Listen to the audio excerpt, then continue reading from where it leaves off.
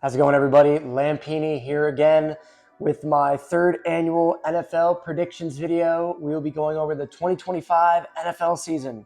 So preseason is still going right now. In a couple weeks, we'll have the week one predictions. Next week, in fact. But this week, I want to do something a little special that I usually haven't done during my prediction videos when football season comes around. I'm going to be doing a record prediction of all 32 teams in the NFL. Basically just saying where I think they're going to go, how their season's going to go, and I'll have an overall record prediction here for them. And then at the end of the year, we're going to recap the regular season just to see how close I was with my predictions. So in addition to all the predictions of the games, I'm going to be predicting the teams as well. So without further ado, we're going to kick it off with the AFC East, starting off with the AFC runner-up, Buffalo Bills. The Bills are going to be a pretty easy team to predict, I think. They've kind of been the same team that they've been for the past 5 years. They've been the bridesmaid to the Kansas City Chiefs. They made it to the conference championship last year, lost to the Chiefs again. It's like Groundhog's Day right now. They're 0-4 to the Chiefs in the playoffs, which is only the second 0-4 record that the Buffalo Bills have had in their franchise's history, which is quite unfortunate. But they're going to be the same team that they've always been. Josh Allen coming off an MVP season, a weak MVP season, might I add. But they're going to be the same dominant team they've always been. They're facing the Ravens week one, so that is a game that they could lose. But I think they're always going to be consistent and strong and come up with 12 or 13 wins. My prediction for the Buffalo Bills is they're going to end 13-4. Next up, we have the Miami Dolphins. Now, I have a little bit more to say about the Miami Dolphins in that I think they are going to regress pretty heavily. They did very, very well in 2023. They had a positive 100-point differential, ultimately losing out to the Chiefs in the wild card round. And then they made a huge step back last year, not even making it to the playoffs. Tua Tagovailoa battled injuries again. Tyreek Hill was under 1,000 yards receiving. And I think it's going to be an even steeper fall than they already started with in 2024. Tua Tagovailoa has kind of proven to us what I think his ceiling is. I think he's a very competent starter, but the problem with that is he is not going to win you games. The best way I can describe it is that Tua Tagovailoa is in the you win with quarterback tier, but he doesn't win you games. You don't win because of him, you win with him.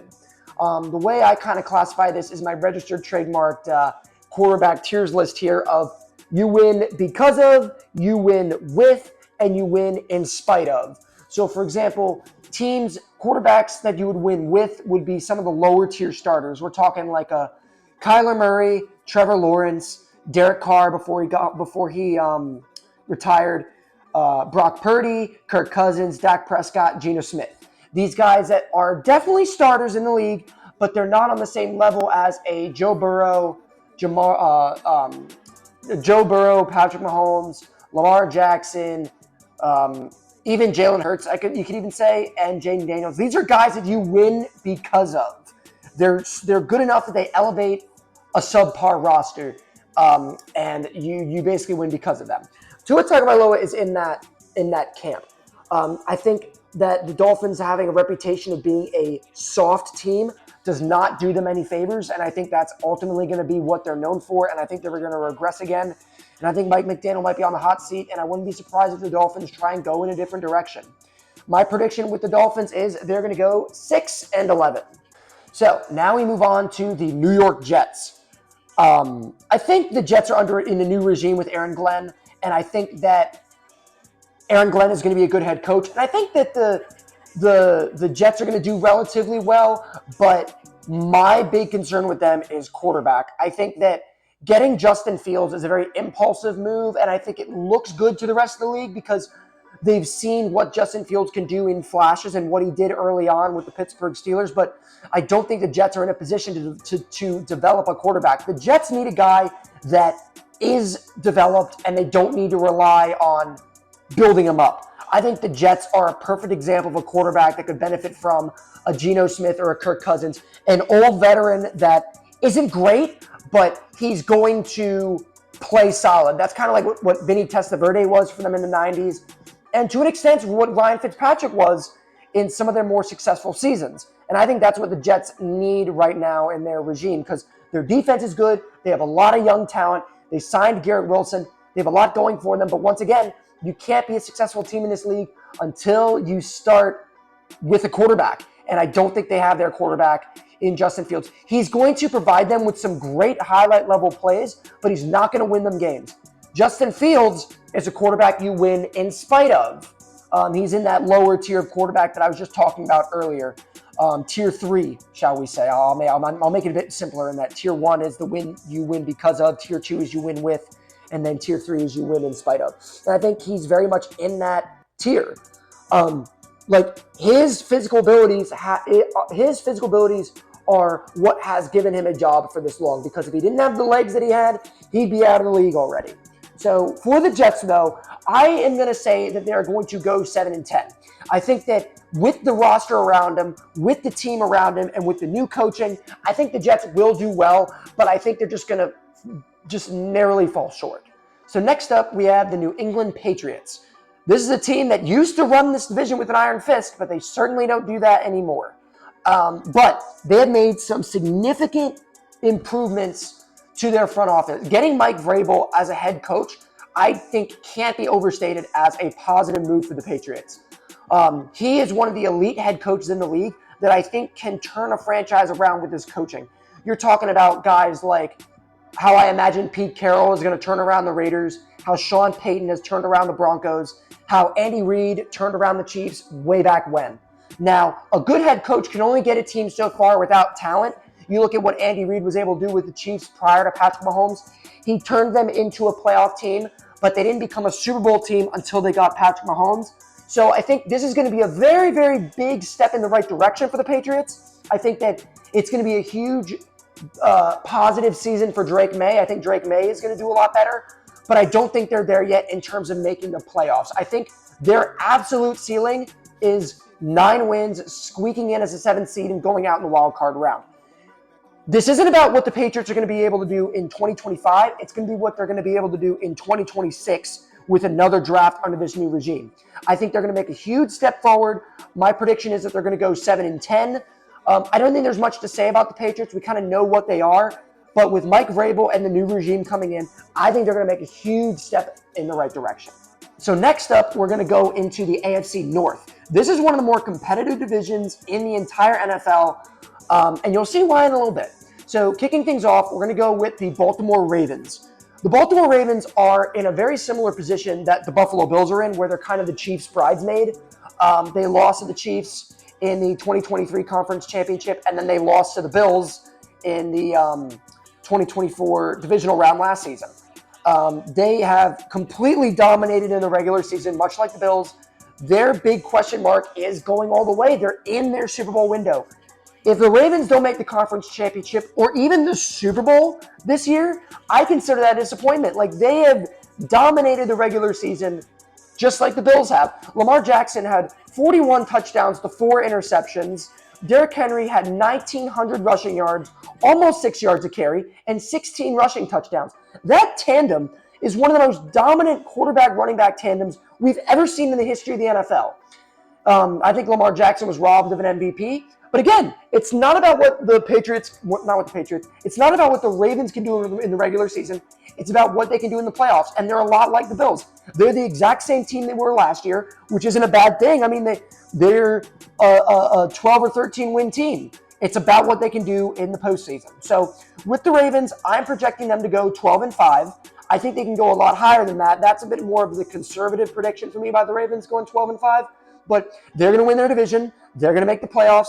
It's all about if they can make the Super Bowl. That is the big question mark with the Ravens. And it's going to be another season, just like the Bills, to see if they do it this time. So next up, we have the Pittsburgh Steelers. The Steelers are interesting mainly because of the Aaron Rodgers signing. The last couple of years for the Steelers, if you watched my previous video about the 2020s decade, they have not been great. Actually, I take that back. They've been painfully mediocre. Looking at Pro Football Reference right here, you can see they have been a decent team, 9, 10, 11 wins, but they haven't made it past the wild card round since 2018. So they haven't won a playoff game in 5, 6, 7 years. Back when I was in college, and I've been out of college for like 4 years now. Dating myself a little bit there, but I digress. It's just like, it's tough. It's very interesting, but I think Aaron Rodgers is going to do well for them. I think he's not the same guy that's going to throw 48 touchdowns and 5 interceptions like he did 5 years ago. I think that he is going to embrace the game manager role, and I think he could very easily have like a 26 touchdown to 8 interception season, like a 33 touchdown to 7 interception season, like one of these above average starting quarterback numbers. Certain teams just have a better playbook, and I think Aaron Rodgers is going to do well here in what's possibly going to be his last season at age 42. This is just another testament to what Tom Brady was able to do well into his mid to mid 40s, throwing the ball 700 times. You got another Hall of Famer like here, Aaron Rodgers, who's probably maybe 70% of what he was in his prime. Not as mobile because of the injury and all that, but getting DK Metcalf was a good acquisition for them. The Steelers are going to be the same solid, consistent team that the Steelers have always been. The only difference is they have a Hall of Fame quarterback now at the tail end of his career. I think the Steelers' ceiling is a divisional round exit, maybe winning a playoff game. Unless Aaron Rodgers comes in guns a-blazing and turns the clock back, that's the only chance I think the Steelers have at making the Super Bowl. I have the Steelers going 11-6, though. I think a solid upgrade at quarterback that they haven't had since Ben Roethlisberger is going to get them further than a lot of people, I think, are expecting. They're going to go 11-6, and I think that they are going to make the playoffs, be a solid wild card team, maybe win a playoff game. That's what I'm looking at as their ceiling. So next up, I have the Cleveland Browns. The Browns are going to be one of the worst teams in the league, in my opinion, purely because of their quarterback situation and how they have no idea what they're doing with their quarterback situation. So Joe Flacco is their starter, a 40-year-old Joe Flacco, and then Shedeur Sanders and Dylan Gabriel are the two backups. Now, I know for a fact that Joe Flacco is not going to finish the season.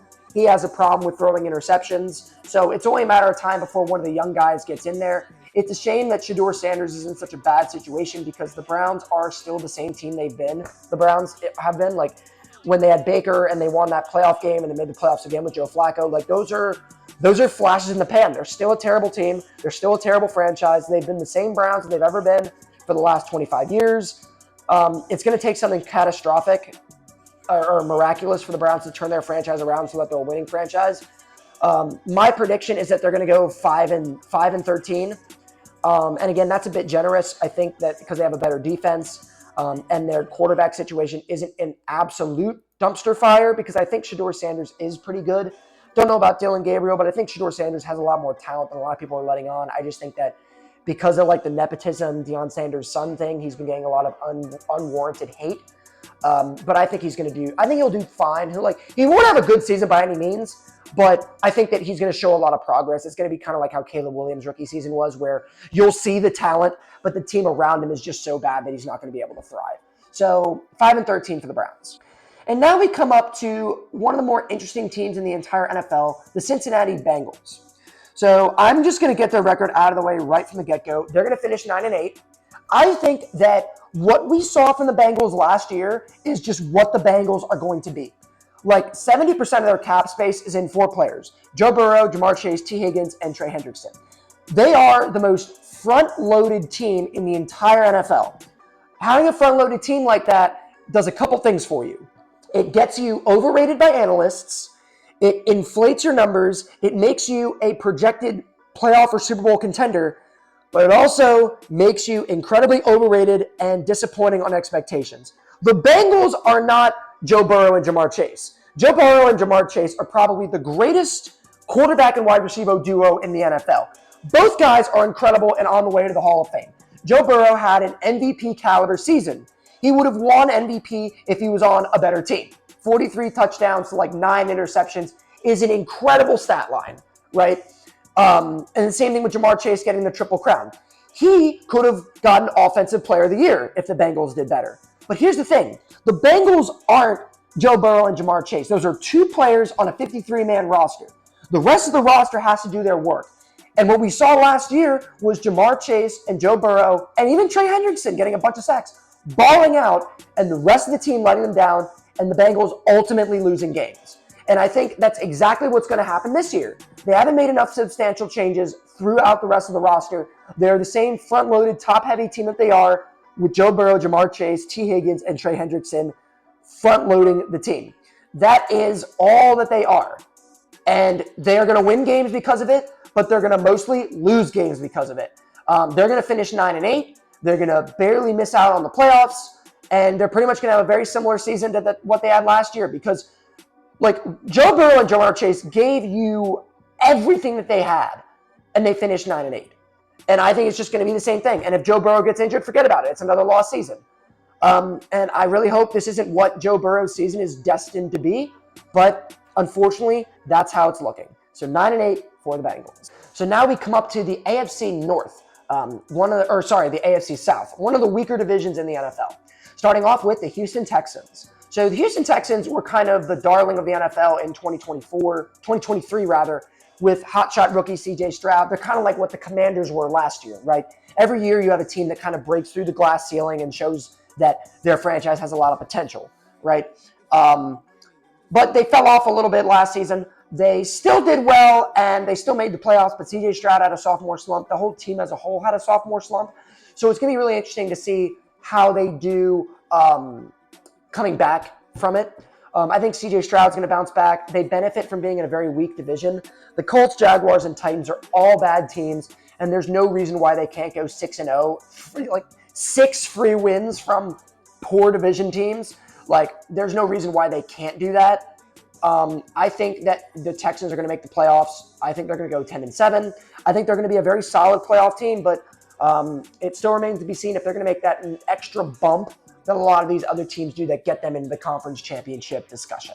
So next up, we have the Indianapolis Colts. This is another team that's in complete disarray.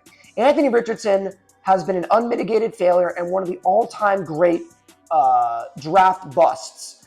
Right up there with the likes of Trey Lance and Zach Wilson. Those 3 guys, Trey Lance, Zach Wilson, and Anthony Richardson, are what happened when you draft a guy purely based on potential. Each guy only played 1 full year in college, and they were borderline great or average like Anthony Richardson was.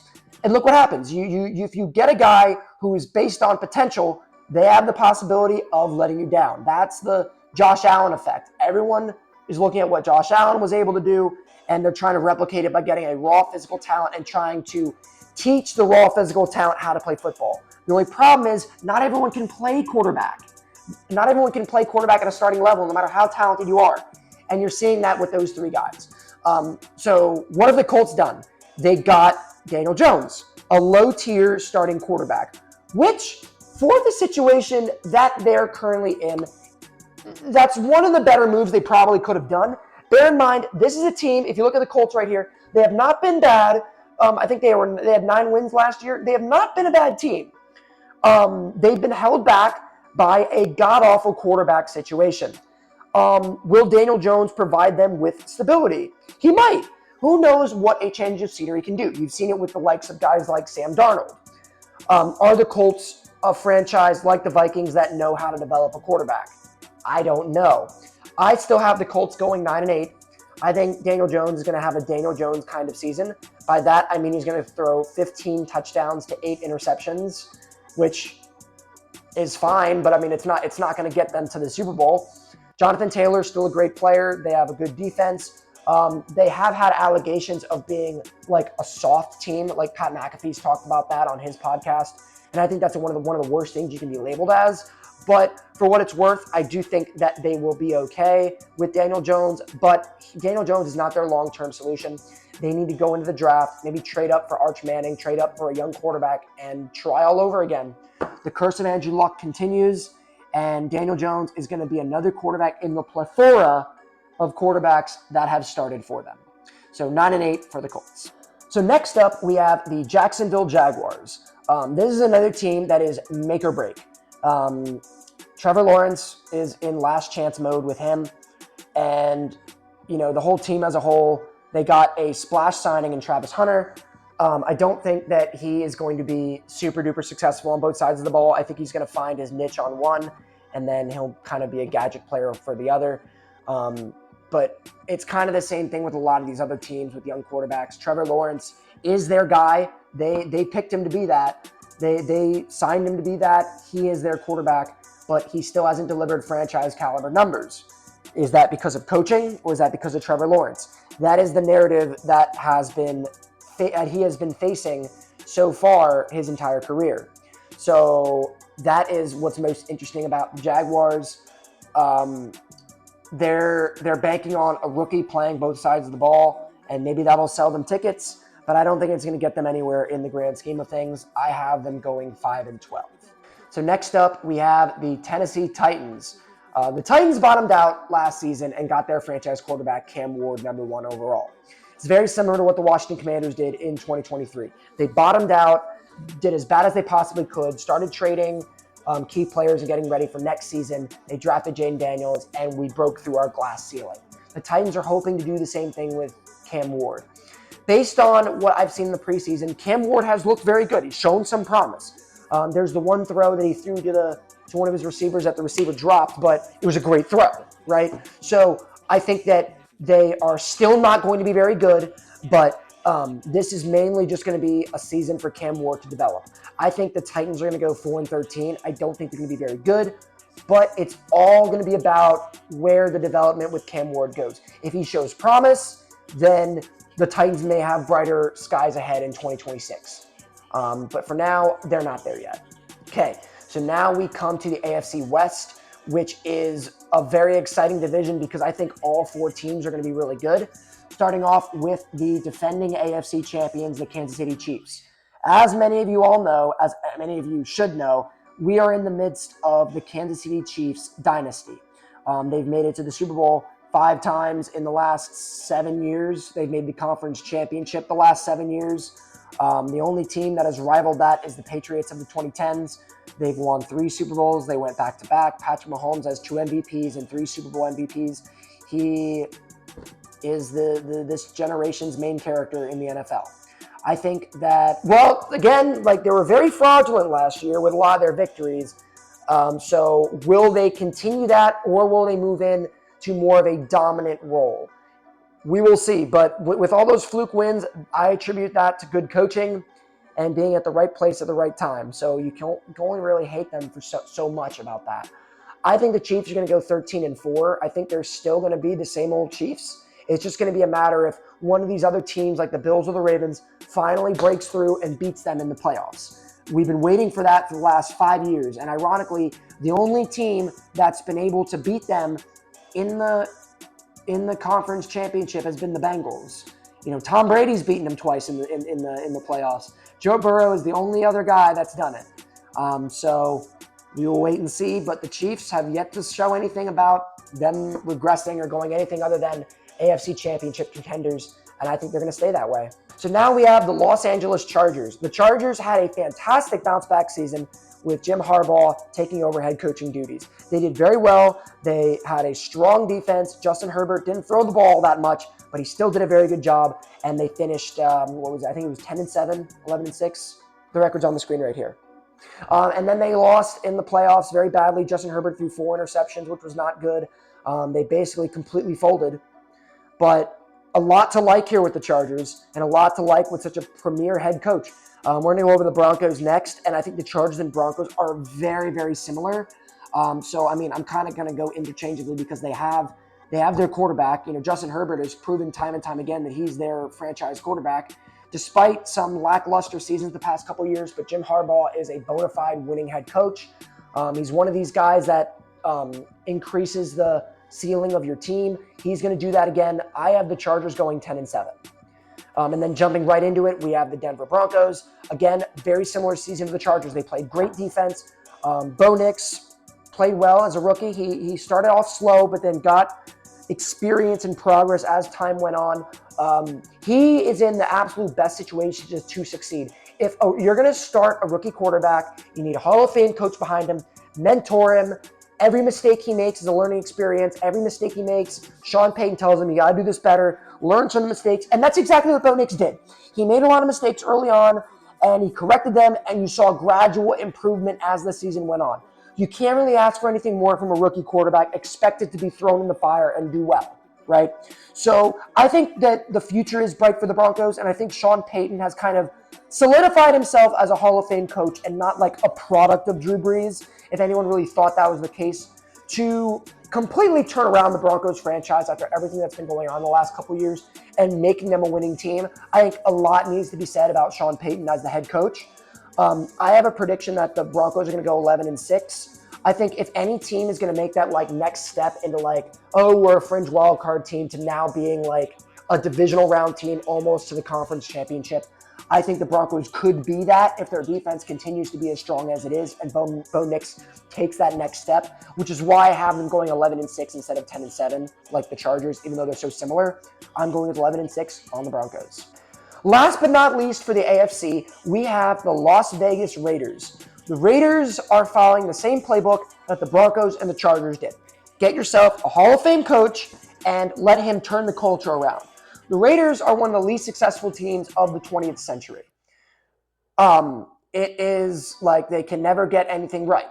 So when they got Geno Smith as their quarterback, I think that's what they needed. This is what I was talking about with the New York Jets. When your franchise has shown you can't develop a quarterback, and quarterback is so important, you get a experienced, maybe average, tried and true quarterback that can run the offense, that'll be a professional, that'll get the job done. He won't set the world on fire or have an MVP caliber season, but Geno Smith is going to provide stability to the offense, and that's going to allow them to stay in a lot of close games and win games they're ordinarily going to lose. Ashton Genty being a rookie is going to be good too. He's going to add a lot of flash to the offense as well. And I have faith in Pete Carroll, and I think that the Raiders are going to play above their weight in a lot of these games. My prediction for them, though, is they're not there yet. They still don't have all the talent in the world, but I think they're going to go 9-8. And then it's all going to be a matter of how they build off of this first year of their new regime. But Pete Carroll is a phenomenal head coach, and I think he's going to do good things for the Raiders. So that concludes the AFC portion of the video. I'm going to make this a two-parter just so you don't have to watch through all the NFC stuff again. That is the end of my season predictions for the AFC. Tune in tomorrow when I upload the NFC. I'll see you later, guys.